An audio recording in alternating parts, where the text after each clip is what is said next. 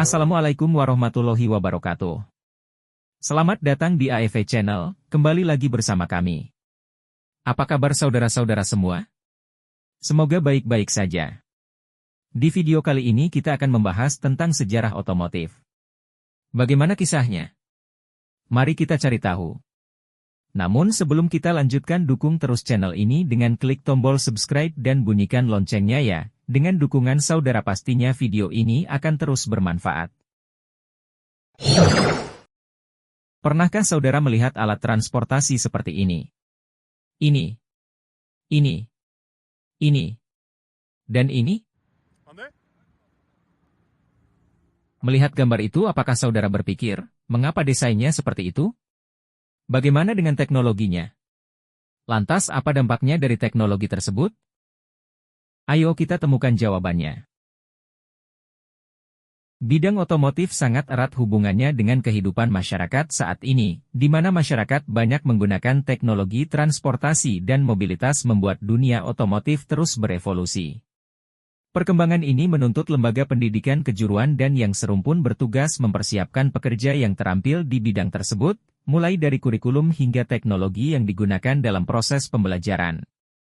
Kondisi ini juga menuntut kalian untuk terus berbenah dan meningkatkan relevansi dengan kebutuhan industri. Penerapan teknologi diperlukan untuk mengurangi konsumsi energi. Peningkatan efisiensi konsumsi bahan bakar antara lain ukuran mesin lebih kecil dan simpel.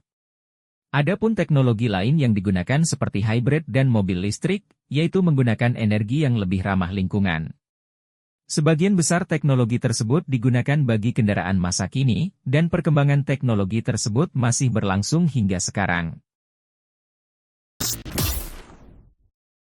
Awalnya kendaraan pertama kali ditemukan oleh Ferdinand Verbies pada tahun 1672. Kemudian di tahun 1752, Leonti Shamshurenkon dari Rusia membuat sebuah kendaraan seperti kereta salju bertenaga manusia.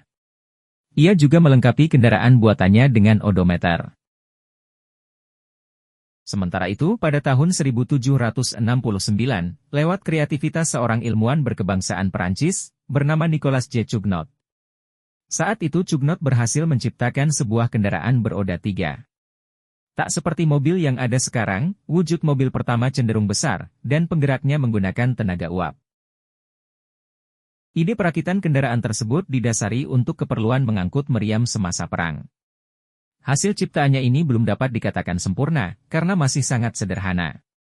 Jangan berharap ada fitur-fitur canggih, perakitan benda ini saja belum sempurna, sehingga masih sering terjadi kecelakaan dan memerlukan perawatan di sana-sini. Penemuan ini menginspirasi William Murdoch dan James Watt. Mereka kemudian menciptakan mobil bermesin uap pada tahun 1784. Sedangkan di tahun 1801, Richard Trevithick mengembangkan kendaraan tersebut menjadi gerobak uap dengan beberapa fitur tambahan seperti rem, setir, transmisi multi kecepatan, dan peningkatan kecepatan. Memasuki pertengahan abad ke-19, perkembangan mobil di dunia maju dengan pesat. Para ilmuwan mulai merancang konsep kendaraan dengan mesin berbahan bakar lain seperti yang dilakukan Joseph E. Lenoir. Jean-Joseph Etienne Lenoir adalah seorang insinyur Prancis Belgia. Lahir di Moussy-la-Ville, Belgia, pada awal tahun 1850-an ia berimigrasi ke Prancis, tinggal di Paris, dan di sana mengembangkan minat dalam lempeng listrik. Minatnya dalam bidang ini menyebabkannya menciptakan penemuan listrik termasuk telegraf listrik yang diperbaiki. Pada tahun 1859, percobaan listrik Lenoir membuatnya menemukan mesin pembakaran dalam yang pertama, mesin 2 tak, bersilinder tunggal yang membakar campuran gas batu bara dan udara yang dinyalakan oleh sistem pembakaran, percikan loncat, dan dipatenkan pada tahun 1860. Mesin itu berbeda dari mesin 2 tak modern yang tidak dimampatkan sebelum pembakaran. Sebuah perusahaan Gautier dibentuk untuk mengembangkan mesin itu, dan kereta kuda roda 3 dibuat menggunakannya. Meski berjalan baik, pengisian bahan bakar mesin itu tidak efisien, agak bising, cenderung panas berlebihan, dan jika tidak diberi air dingin yang cukup bisa rusak. Namun, Scientific American memberitakan pada bulan September 1860 bahwa surat kabar Paris Cosmos telah mengumumkan bahwa abad uap telah berlalu. Dari tahun 1865, 143 mesin telah dibangun oleh Gautier, bersama dengan beberapa Reading Gas Works untuk mesin gas Lenoir di London. Sebagian besar penerapan mesin Lenoir hanya digunakan untuk benda diam seperti mesin cetak, pompa air, dan peralatan mesin. Insinyur lain, khususnya Nikolaus Otto, mulai membuat kemajuan di teknologi pembakaran dalam yang segera membuat rancangan Lenoir tak terpakai. Kurang dari 500 mesin Lenoir antara 6-20 daya kuda dibuat. Referensi lain dari buku Kemendibudristek mengenai dasar-dasar otomotif kelas 10 semester 1 menyatakan, mobil pertama di Amerika Serikat dengan hak paten diberikan kepada Oliver Evans pada 1789. Kemudian pada tahun 1804, Evans mendemonstrasikan mobil pertamanya, yang merupakan mobil dan kendaraan amfibi pertama. Kendaraan tenaga uapnya sanggup jalan di darat menggunakan roda dan di air menggunakan roda padel. Selain itu, ada nama George B. Selden yang berhasil menciptakan mobil dengan mesin 2-stroke pada 1895.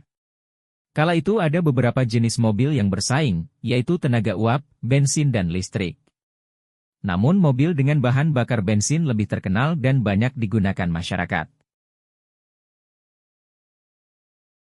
Sementara itu dalam sumber lain, sejarah penemuan mobil pertama di dunia tak lepas dari sosok Karl Friedrich Benz atau yang lebih dikenal dengan nama Karl Benz.